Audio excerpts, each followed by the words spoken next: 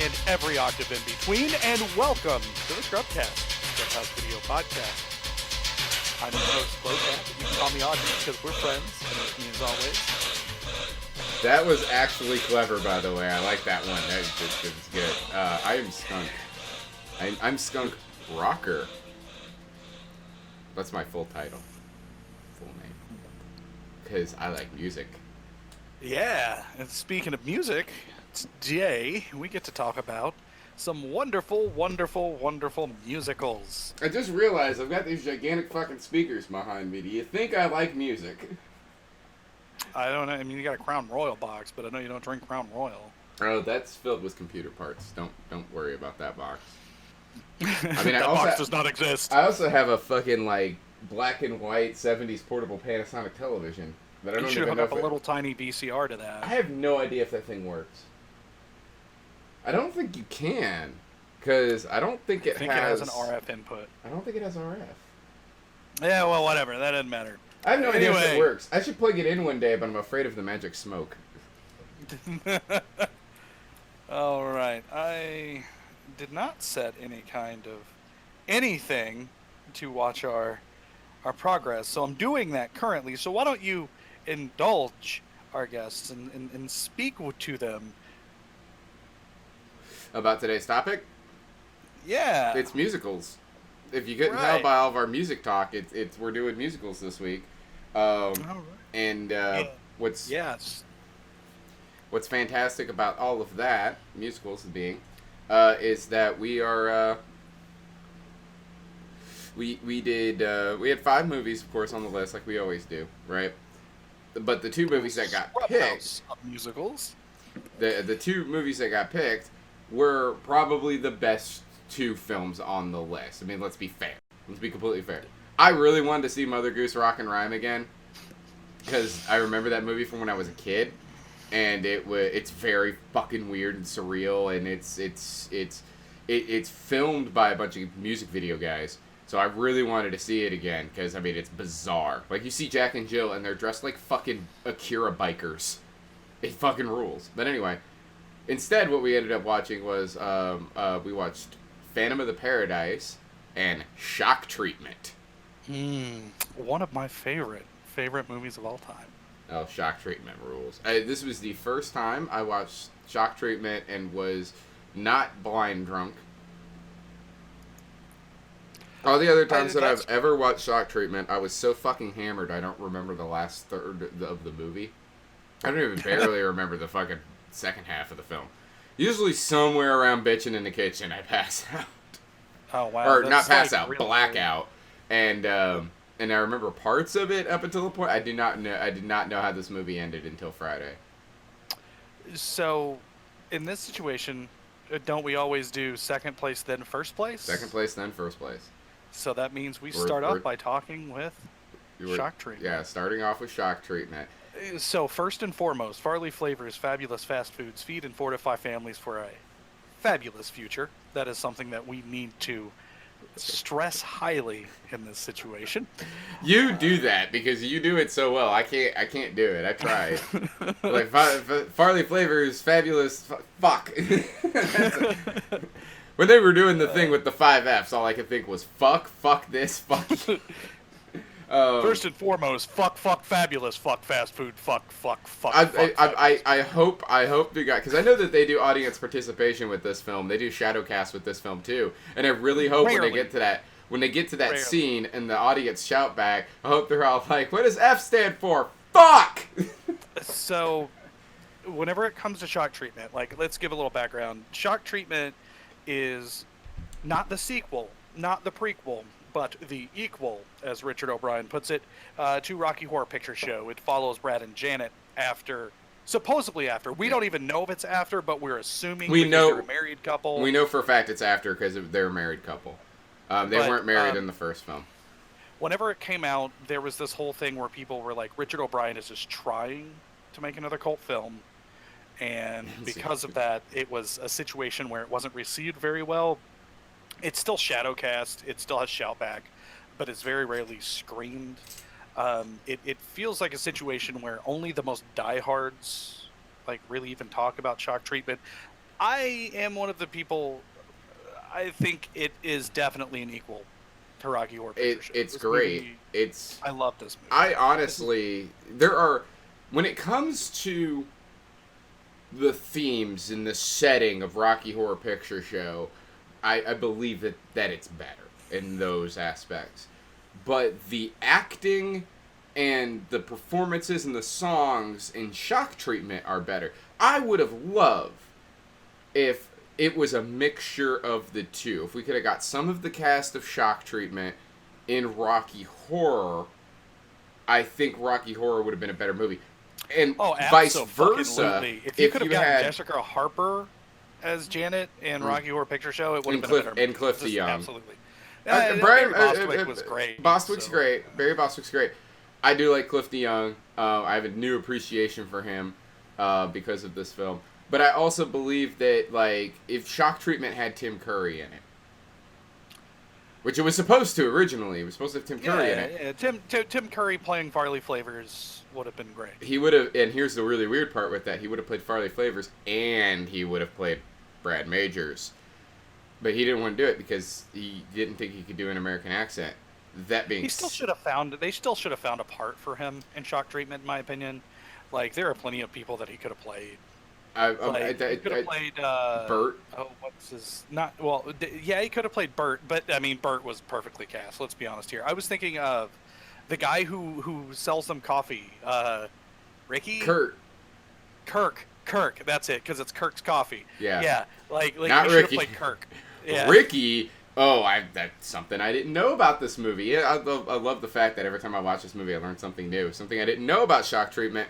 Ricky was driving me insane the entire film. I'm just sitting there watching it going, like, that motherfucker looks familiar. And I looked it up. It's Rick Mail. Like, holy shit, I love Rick Mail. I didn't know he was in this. And then he tries to put on a Texas accent, and it's fucking hilarious. It's hilariously bad. It's so bad. And he puts on the Texas accent for about 2 seconds, like 3 syllables, and then just drops it and goes right back to his English accent because he couldn't fucking do it. So this movie, just a quick breakdown of the film.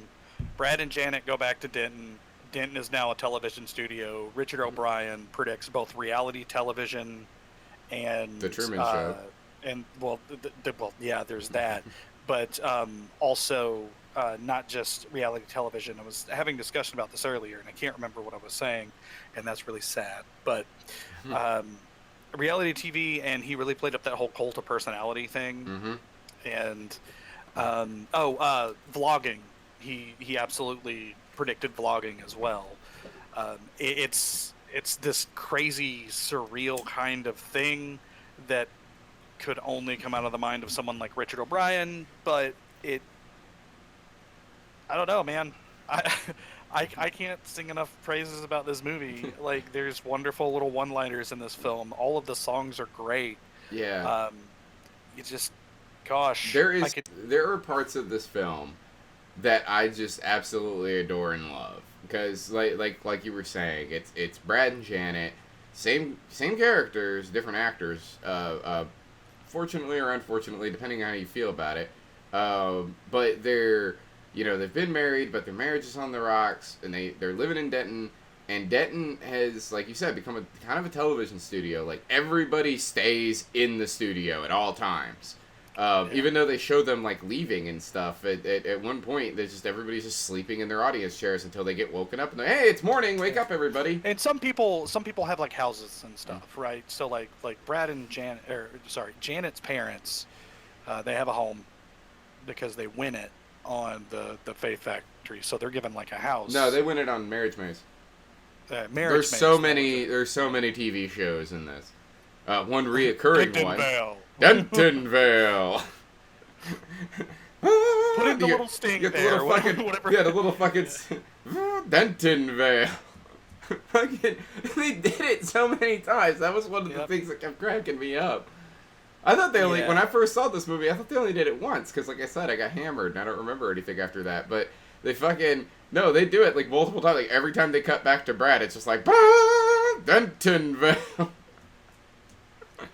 Oh, it was great. And the Dented Veil thing is it's it's like a television, like a drama, like sort of like St. Elmo's Fire, but it's set in a mental institution that Brad has been committed to by a guy, Bert. What's his last? Bert Schnick. Bert Schnick. Who plays him again? Who Barry. Bert Schnick is played by he's an Australian character actor. God, what's his fucking name? Give me 1 second. All I know is he's Bruce. Barry Humphries. Yeah, Barry Humphries. He's Bruce in Finding Nemo. Bruce the shark. Yeah. But he's a very famous Australian actor.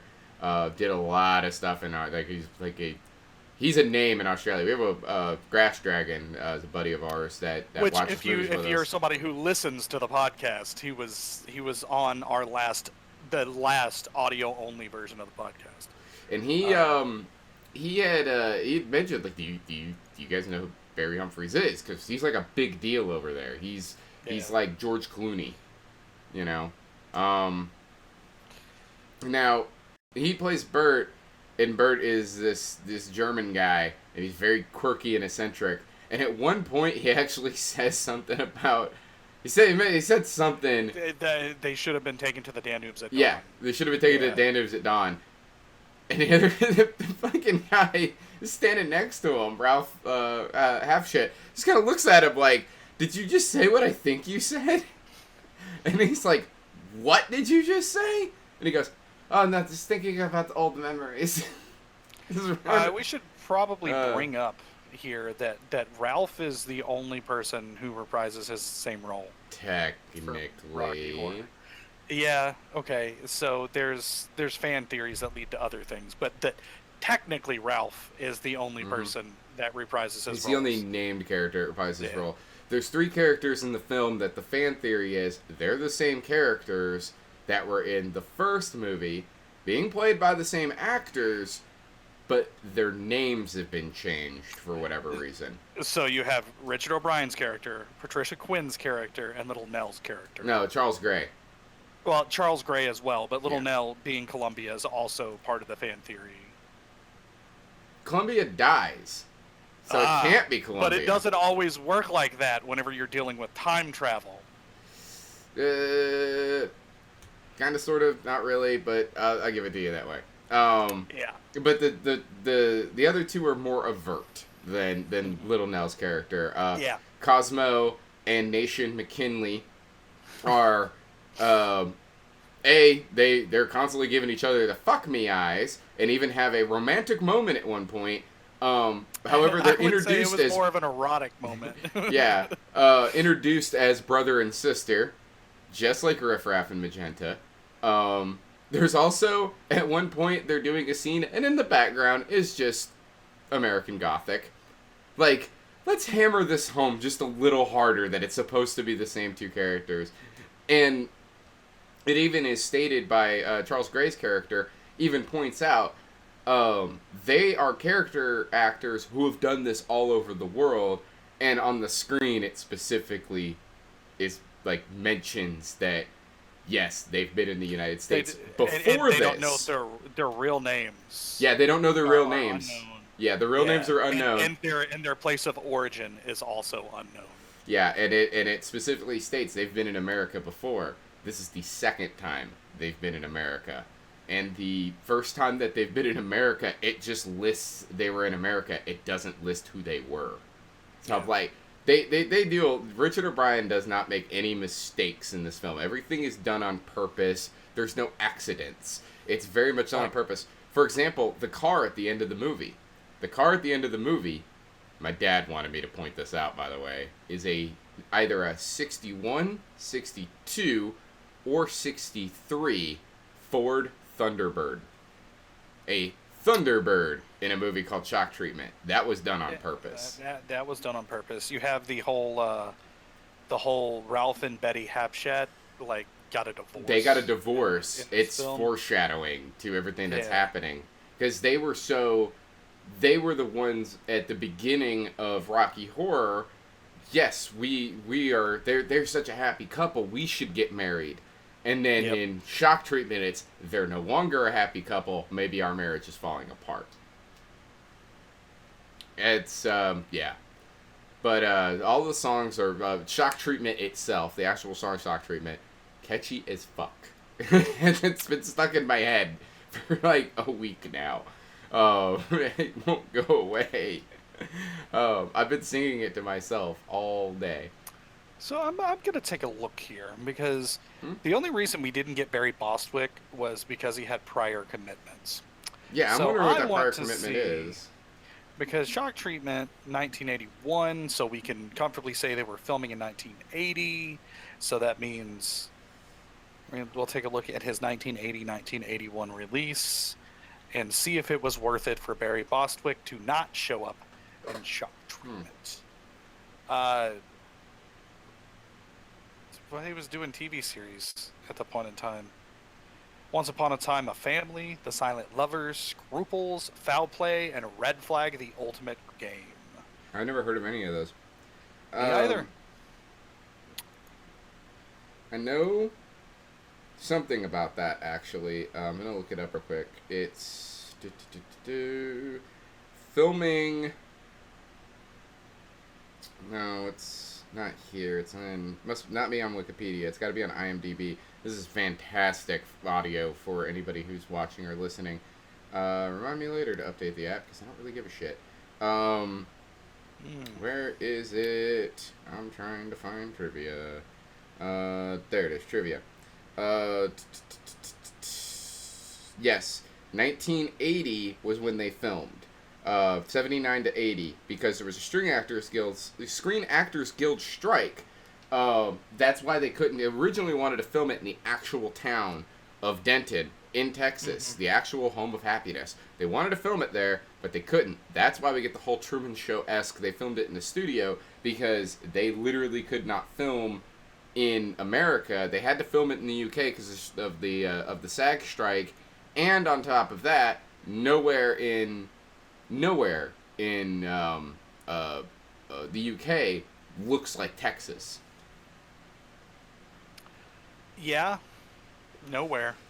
So they wanted You're to correct. they wanted to have that they wanted it to be authentic. So they had to film it in a studio, and they were like, well, rather than making a town inside of a studio, why don't we just film it because it's based off television? This Rocky Horror is a throwback to old horror films. This is this is all about television. So they specifically said, all right, we're going to put it inside the studio and nobody leaves. So you get, I mean, tons of really great songs in this film.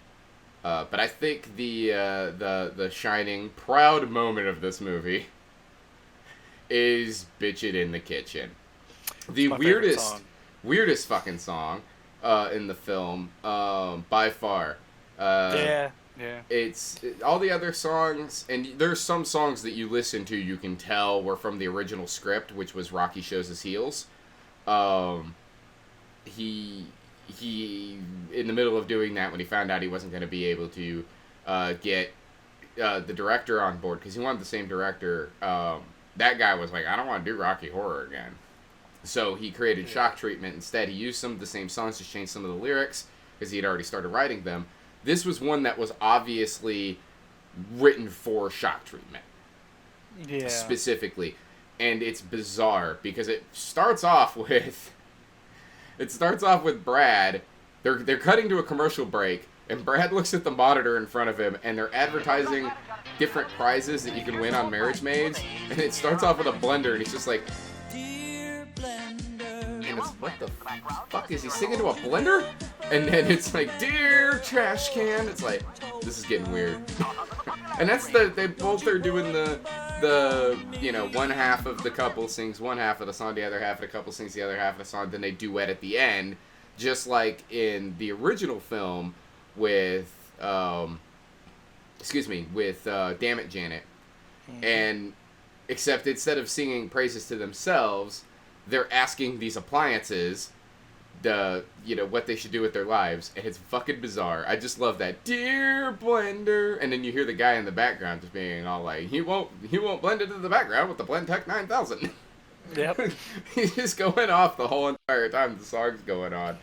I kind of want to cut up this movie where Cliff DeYoung's voice isn't in it, or at least that scene, so I could hear Clifty Young and what was her name? Jessica something.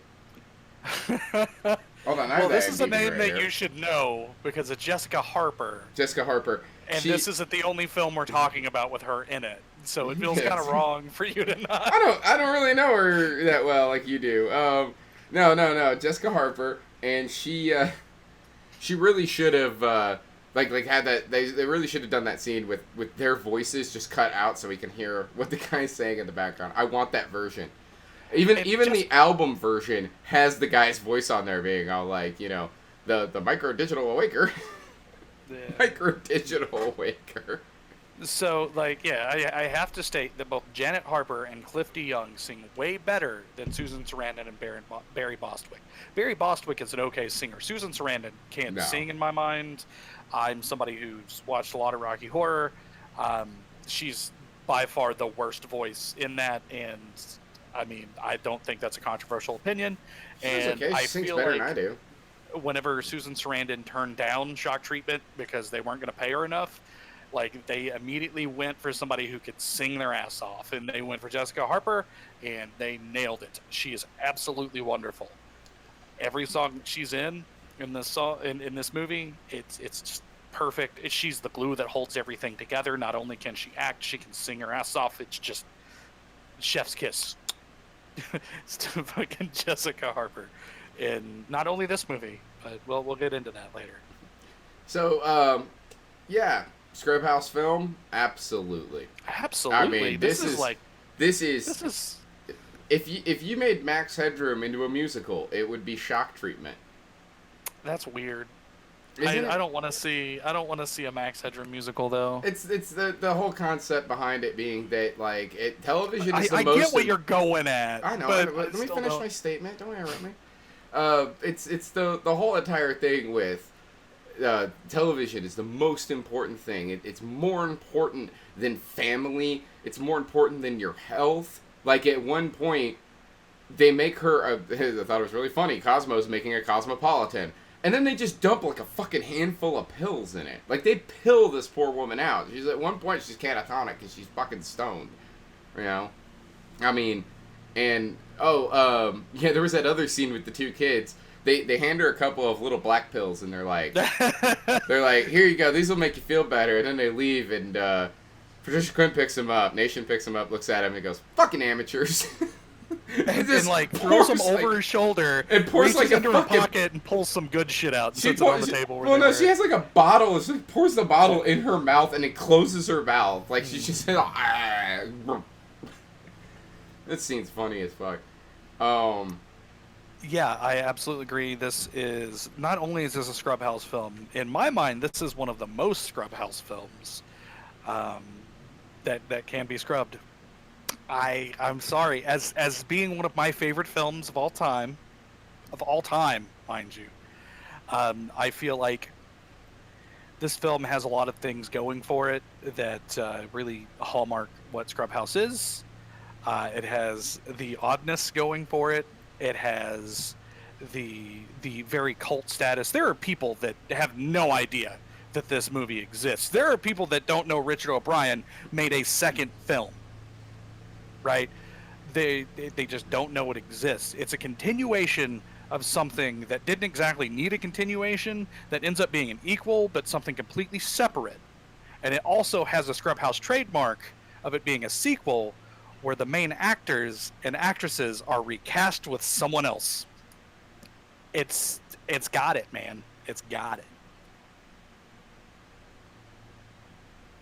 And I do want to say, personally, that yes, it is a Scrubhouse film. I don't know if it's the most Scrubhouse film or even one of the most Scrubhouse films. Definitely a good flick, though, and absolutely one that everybody should watch. I believe that if it was truly to be a Scrubhouse film, they would need to turn the dial up just a little bit more. They're at a 10. I would have loved to have them at an 11. Just make it more ridiculous. Because that's what Rocky Horror had going for it. It was bizarre. And this movie isn't as bizarre as Rocky Horror. It's pretty tame, actually. I don't agree, but all right. I mean, in like Rocky Horror had like bisexuality and like homoerotic stuff like pushed on. You don't really have that in this movie. There wasn't Dual Duet was kind of gay. I feel like you're taking the differences in the movies and saying that like just because they did weird different in this movie, like for the time that it was out, then this movie isn't as weird, and that's not the way that. Oh no. They're both plenty weird. I just felt like the first one was just a little bit more out there. I think the first one was a little bit weirder. Now this movie does have some weird shit in it. The Toxic Masculinity song, for example, which by the way is longer on the album. It goes for like another fucking minute and a half. Richard O'Brien wrote a song about toxic masculinity in the 1970s. It was definitely in the 70s. It was one of the songs. It was one of the songs you could tell was from Rocky Shows His Heels for sure. That's definitely. I think the line in that kind of sums up because we all know Richard O'Brien, obviously not a straight man, and then you have the line "faggots are maggots. Thank God that I'm a man." Yeah. And it's like that was clearly like something that would have been a response in a Rocky Horror sequel. Absolutely. Yeah.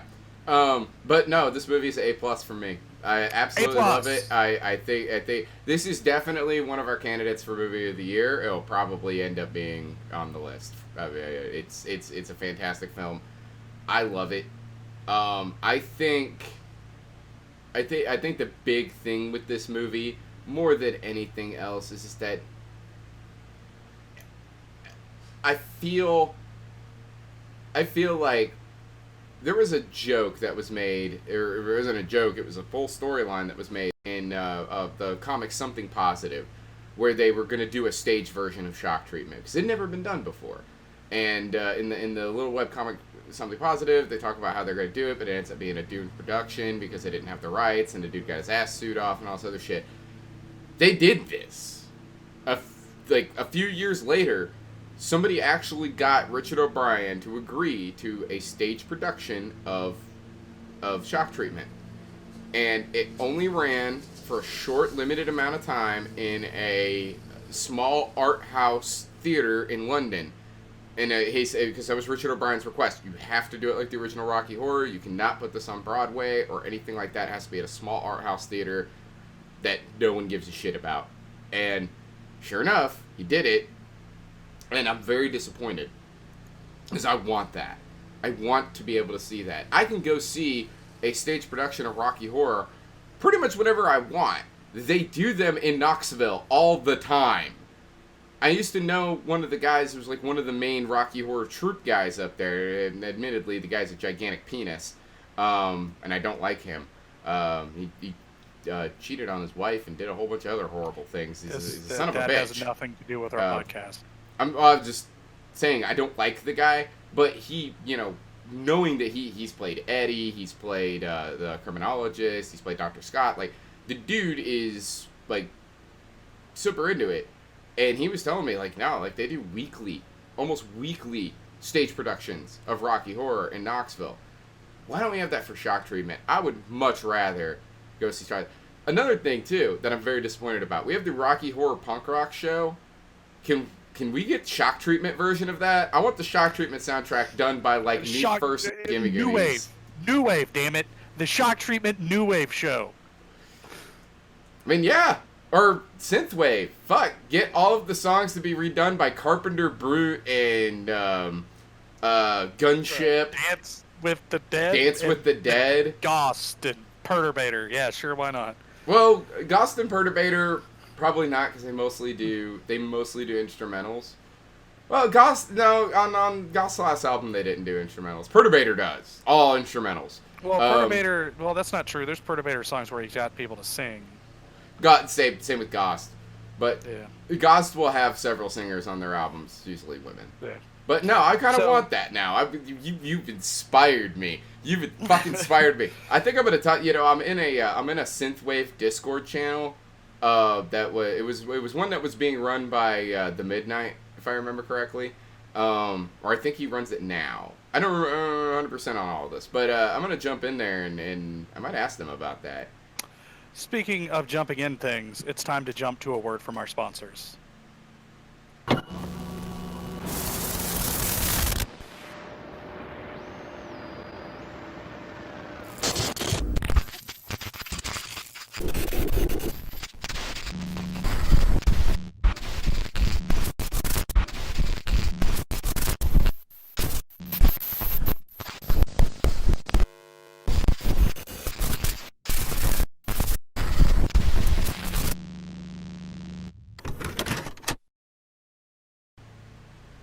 Yo, for once we can tell what you're watching.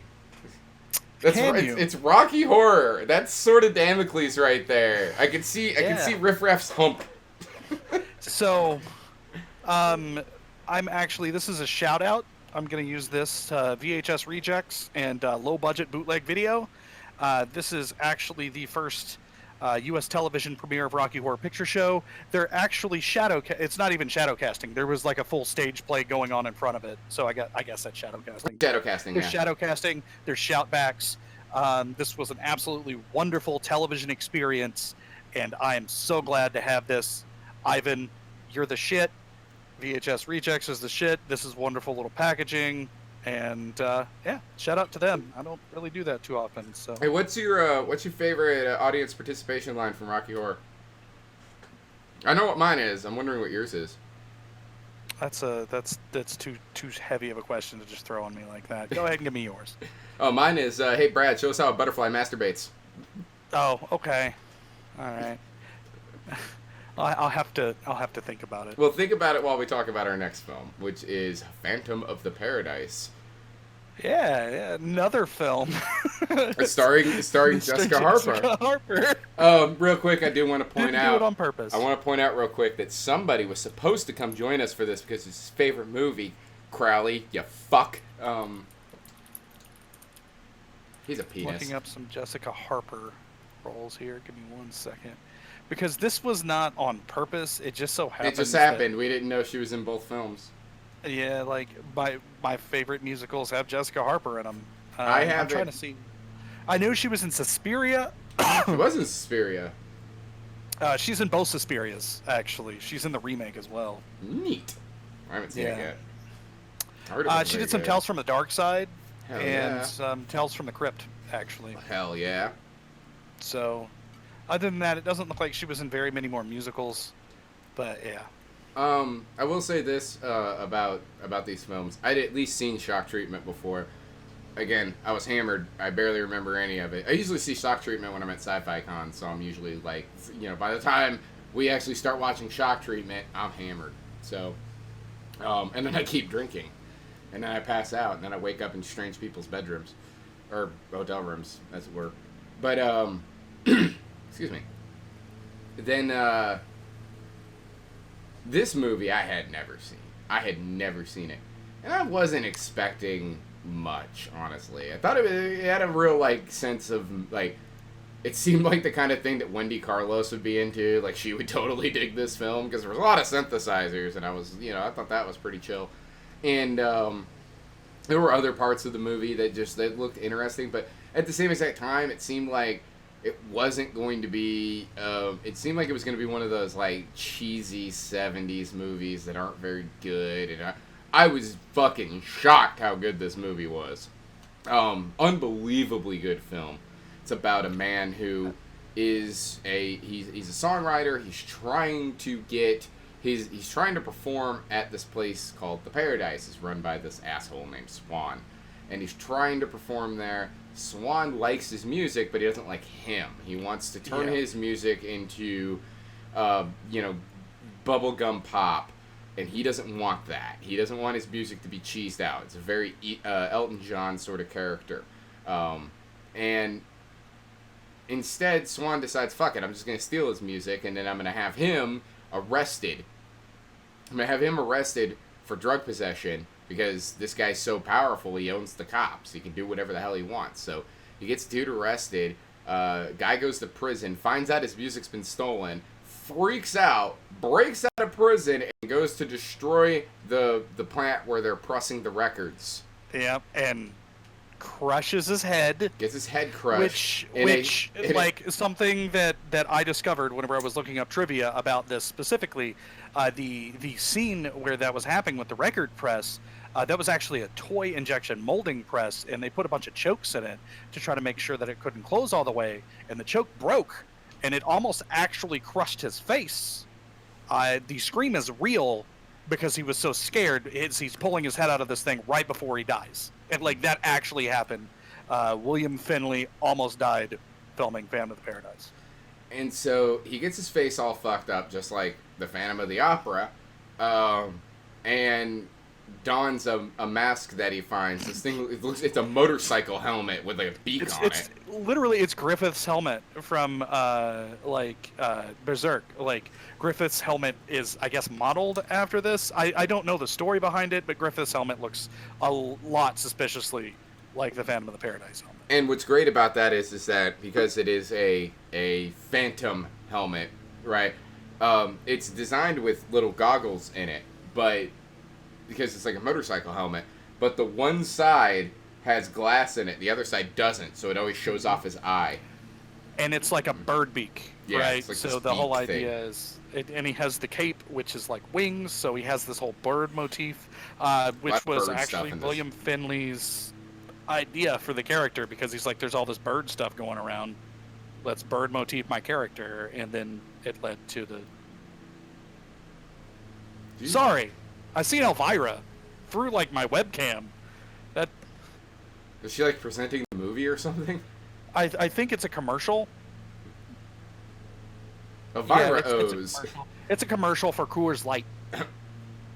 For Coors Light? Mm-hmm. Actually, yeah, it is. What a coincidence. Actually, speaking of which, we kind of need to wrap this podcast up pretty quick because I'm out of beer. I need to go upstairs and get another one. Anyway, it's not wrapping up real quick. It's not going to. No, we got plenty to talk about. So he's become murderous, and he decides first of all he's going to take out that shitty band that ripped him off in the first place. He blows the Juicy Fruits. He blows them up with a fucking bomb in one of the greatest fucking scenes ever.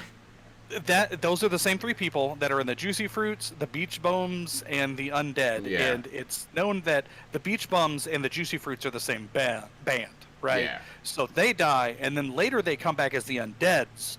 But it's still clearly the Juicy Fruit, so he doesn't actually kill them, but he does, and there's this weird, fake zombie thing. It's odd. It's the 70s. It's weird as shit. Yeah. The best musicals come out of the 70s and 80s, apparently. You got... the scene is like... You ever heard... I know you have, but I'm talking to our audience right now. You, at home, sitting there. Yes, put your pants back on. If you Take ever your heard... pants back off. Take your panties off. That's a Scrubhouse worthy film. If you ever heard of Hitchcock was talking about the bomb under the table, like we know there's a bomb, but they don't.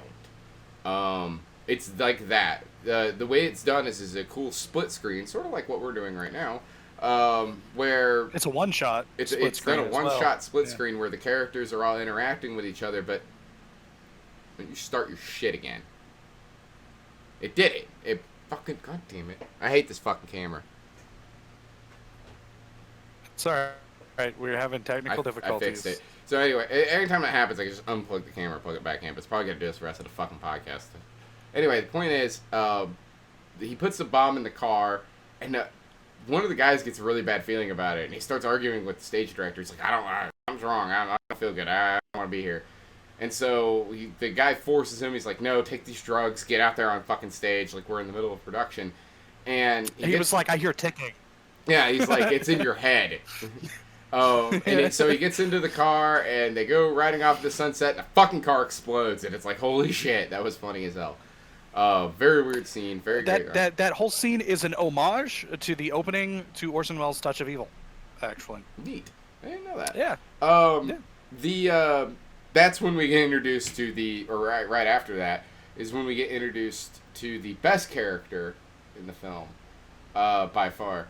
There's a scene previous to that where we have our hero, the Phantom, Gets into it with Swan and explains like this shit's gonna keep happening. I'm gonna keep killing people until I ruin your career. And Swan's like, no, I can make you famous. Like you just write the songs. And he goes, I only do it on one condition. Phoenix has to sing them. Jessica Harper, her character. And so he's like, yeah, sure, whatever. Fingers crossed. And instead gives the part to the best character in the film. A glam rocker named Beef. Now, Beef is hilarious. Well, Beef. There's a couple of nods to things specifically with Beef that I want to point out here for my queer brethren. Specifically, there is Beef always has like he paints things on the side of his face, and at one point in the movie, he painted something on the side of his face. Which it was a mixture of the male and female symbol. Beef is essentially a non-binary character in the 70s being represented in a film that is not something that's ever been really heard of before. It's very interesting. What came first, this or Rocky Horror? This came first, actually. This predates Rocky Horror by a year. Nate. Yeah. The one that I noticed that he painted on was the astrological symbol for Scorpio. No, it's Virgo. He goes Virgo and then Shamrock and then it's the boy girl. No. At the end, right before he dies, he has Scorpio on. Yeah. He's in the shower. He has Scorpio. Because the shower he painted scene. it on and then And it was. And I remember seeing it and being all like, the only reason I recognize that is because I played The Binding of Isaac. And he has poison tears. So then you have Beef, and the band once again, the Undeads. They show up, looking like they look very Robert Smith in this first scene, very goth. But then later on, they look more like Kiss. Tim Burton characters. They look like Tim Burton characters. But here's the problem with that. The way their makeup looks and the way that they're acting, I'm like 90% certain that Papa and Murtis ripped everything off in this film, but that's performed Ghost. Tobias rips everything off, so yeah, that makes sense. It seemed like, because we were watching it, and I was just like, this is just fucking Ghost. I want to replace the music in this scene with fucking Dance Macabre. It's gonna be exactly the same. So it's a wonderful scene because whenever they're playing their songs, they have like swords and shit like on their instruments, guitars, yeah. And they're fake chopping people up and stabbing them in the audience. It's this weird audience, like Gwar-like audience participation kind of thing. They have, it's obvious that they've got some shills in the audience that are working. They got some plants.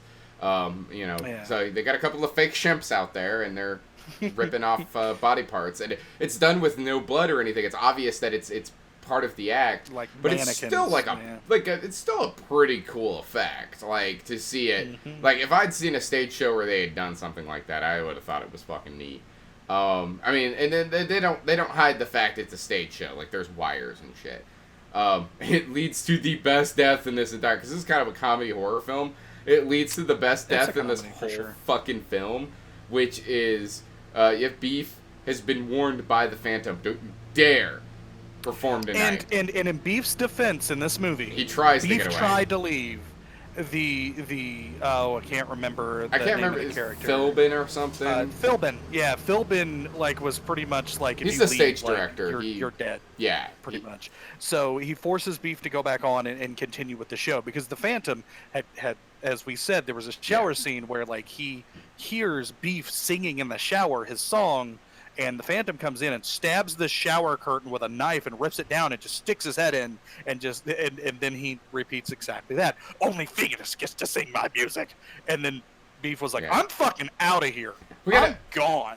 Something I want to point out. He gets his vocal cords also get destroyed in the press, right?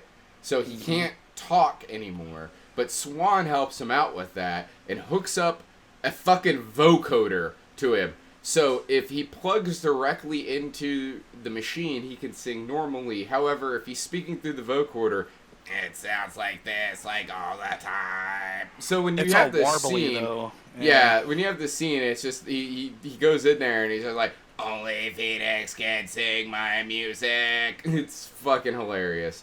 It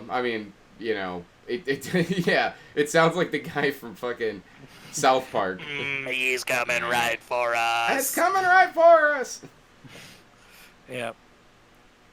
So anyway, the scene, yeah. Yeah, he. So it's this beautifully directed Brian De Palma scene, right, where the Phantom is on a balcony, and he has this neon. It's a neon. bolt? It's a neon lightning bolt sign that he has attached to wires, so it's hanging all the way up, and it's plugged in, and he like throws it down, and it's like a perfect swing, like it was specifically built for this moment, and it swings down. Well, obviously it was. And Beef fucking gets hit by it, and it was amazing how they did this. I could tell immediately how they did it. What they did was, they filmed it with a strobe light, and then they just cut out all the scenes the strobe light wasn't on. So he's just like, it's fucking, and they put the fucking behind it. So good.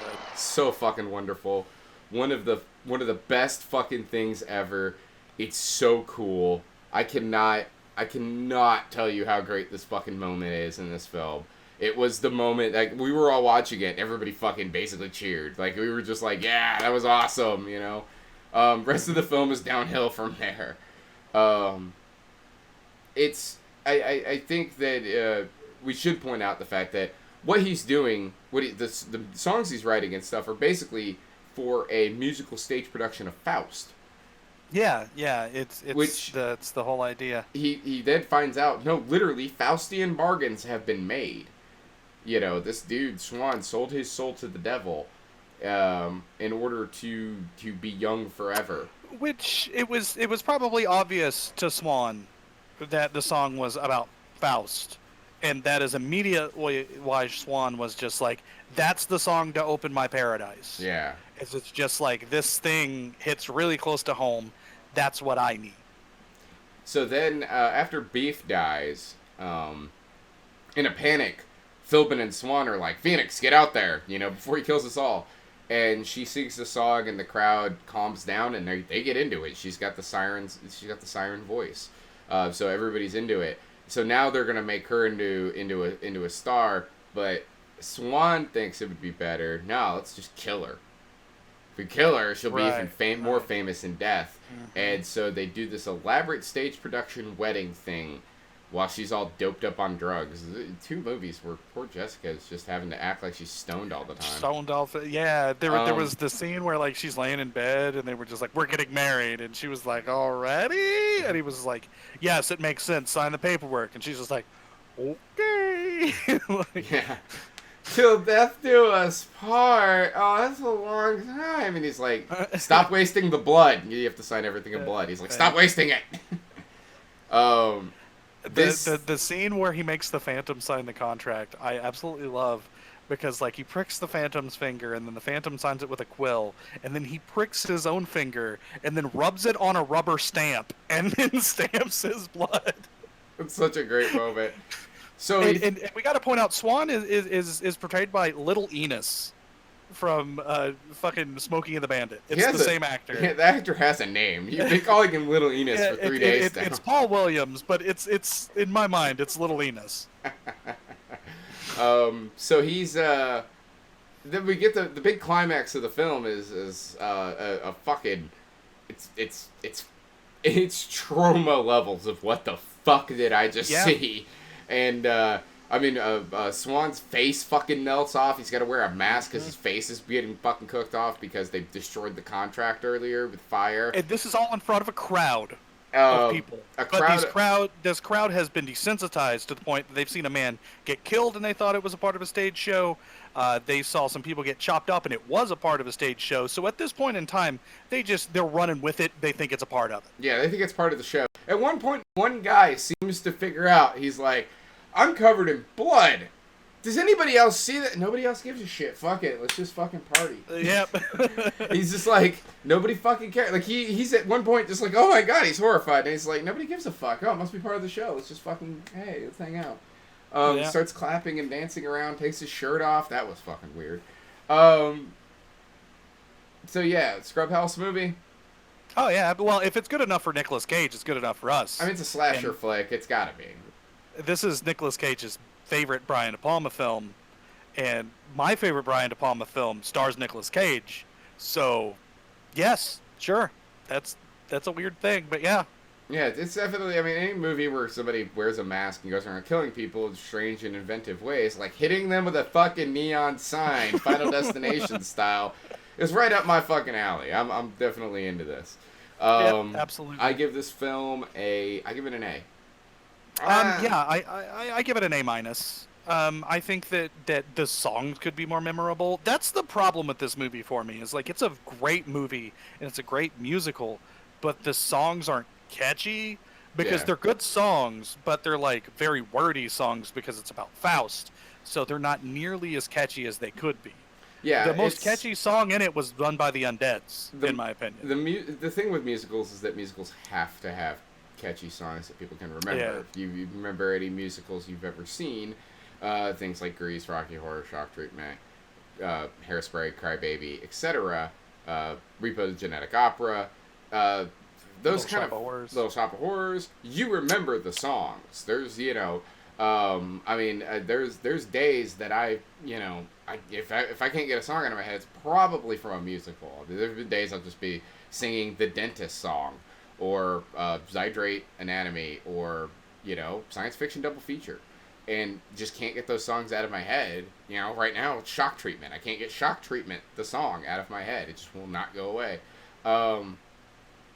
But nothing in this, like, none of the songs of this film are memorable. It's everything else. And it is a musical. There are full musical numbers in this movie. It's not just about stage productions.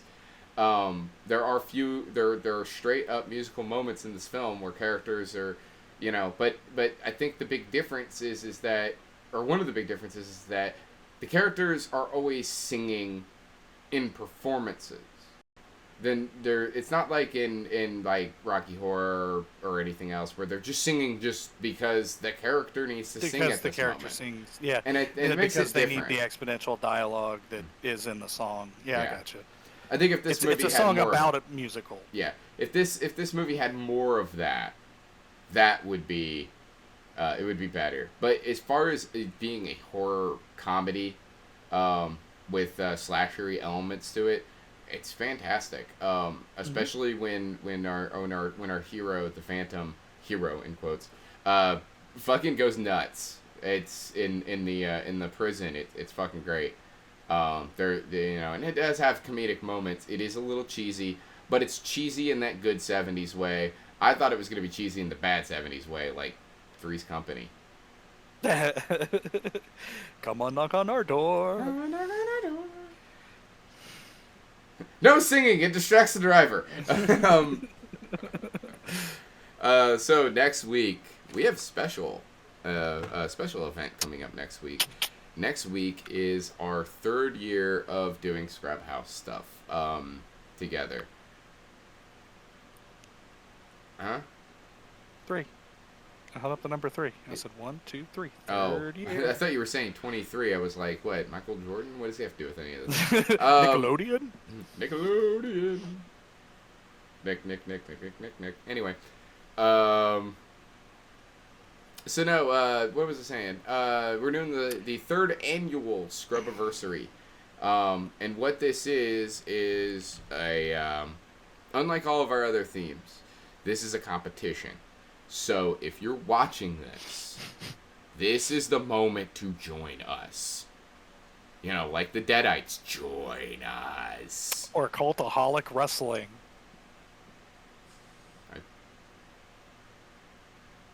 I mean, but we're Scrubhaus. We're talking about movies, so I want to do movie references. Gotcha. That threw me off, man. No. For this particular night, it is a competition. Myself and Audrey will be in it, along with 3 of our friends, who would be Grass Dragon, Dr. Smiles, and who is the gentleman that we have in the Scrubhaus community who has the liver cancer, unfortunately. He's going to be in it. And our friend Plastic, who has become officially the 3rd administrator, because he's our website designer. He does way more than that, but yeah. He does other things too. And he's just a really cool pal. He keeps threatening to come down and have a beer with me one day down here in Chattanooga. So I can't wait to see him again. He's such a good dude. But we're going to be presenting 5 films on our list. Only 3 of them can win. Only 2 of them may be watched. And this is very important because these top 3 films can influence things way more than you would think, because the number 1 film and the number 2 film and the number 3 film will win prizes. I can't remember what the prizes are right now. Okay, so the number 1 film winner gets a veto. The That's- number 2 film winner gets a Double vote. Double vote. And number 3 3 doesn't get shit. No, number 3 gets their film will be on leftovers lists for the next year until it's picked. So they will be on 4 leftovers lists until the next Scrubversary if their film never gets picked. Remember, we did that last year with you and it got picked, finally. Yeah, After like 2 leftovers. This year I should win. I'm just saying. I'm saying it too. This year I should win. I don't think And I should believe that Grass and Plastic and Dr. Smiles, I believe that all 3 of them think they should win. And that's the fun thing about competition. We all have gotten films that we believe not only are you going to be able to have a good time watching, we also truly believe they exemplify what Scrubhaus is. And yeah, that's a little weird. I don't feel that way about some of the other films. One of the other films in particular. One of the other films in particular, I don't feel that way either. I understand. I know which movie you're talking about. But that's their opinion. They're allowed to have their opinion even when it's wrong. So, but these films are all, well, I'm going to be political about this. All these films are good. No, they're all good. Good, in quotes. One of them is great. Yeah, one of them is fantastic. You haven't even seen yours. I have. I don't have to see it to know it's Your good. box art shopping, bud. I'm not. I've seen the trailer, and the trailer is good enough for me. But anyway. Any news? I mean, obviously we're all still fucking quarantined. Social distance. The news here is stay 6 feet the fuck away from me. I got a new job. Yes, you do. You're gonna make the same joke you've been making for the past couple days? I was gonna be serious about it. I actually got a new job where I'm an essential employee now, so I can actually go out. I have a letter and everything that says, "Hey, fuck off, cops! I can do whatever the hell I want." Because I work for a courier and I deliver pharmaceuticals, so I get to go to all these pharmacies and shit, and use a lot of hand sanitizer. I go through bottles of hand sanitizer every day at work because of that. Here is something for the world that's out there. I have been grocery shopping almost exclusively at Aldi's for a little while now, and Aldi's seems to not be fucked by the quarantine that's going on. It seems like panic buying isn't really happening at Aldi's, so if you're looking for good food, stay the fuck away from my Aldi's. I was gonna say, Aldi's is a company I actually tried to work for a few times because they are a fantastic company that pays their employees. They pay their employees an actual living wage, right? Aldi starts their employees out making like over $15 an hour. They have great hours at their stores. They treat all of their employees like individuals. I know plenty of people worked at Aldi's. They love that company. Even though Aldi's has items that are what you would consider like low price, low budget items, they're all still good. They do like for example, it's all of the same shit you get from Trader Joe's. They use the same white label stuff. They have a different brand name slapped on it for Aldi's. It's the same company. And I'll also say this, just to point this out, like outside of their quote unquote knockoff foods like Prongles, if you look at, that's a real thing at Aldi's. You go to Aldi's all the time. You should know that. Savorites. Yeah. But like when we're talking about like their produce and stuff like that, like they get real farm grown, non-GMO produce. And, I mean, stuff is fresh. It's good. They don't allow any nasty stuff out on the floor. If you do find it, you just let them know, and they'll shelve an entire. They don't care. They'll shelve an entire pallet of food if they find out that part of it's rotten, because they care about quality down there. They let their employees at the cash registers have chairs. They don't have to stand there all day. Aldi's is a great company. Please shop at Aldi's. Just don't shop at their Aldi's. Yes, please stay away from the Aldi's where I live, because I want to be able to have my pick of good food. I shop at Food City down the street because it's closer. But if Aldi's was there instead of Food City, I'd definitely go to Aldi's more often. The Food City that I would go to is literally right across the street from an Aldi's, so I just go to the Aldi's. I mean, there is a Food City right down the road from here, but I don't go to that Food City. I don't know. It's sketch. I like my Food City. Seth Green works there. I'm going to get a photo of that kid next time I'm in there and I see him. I'm going to get a photo of him. You're not going to believe how much he looks like fucking Seth Green. All right. That's fine. With all of that being said, I'm not even going to end it with that stupid slogan. You do it. I'm not doing that. Do it. Do it. You have to. No, I don't. Why? I'm not ending this podcast until you do it.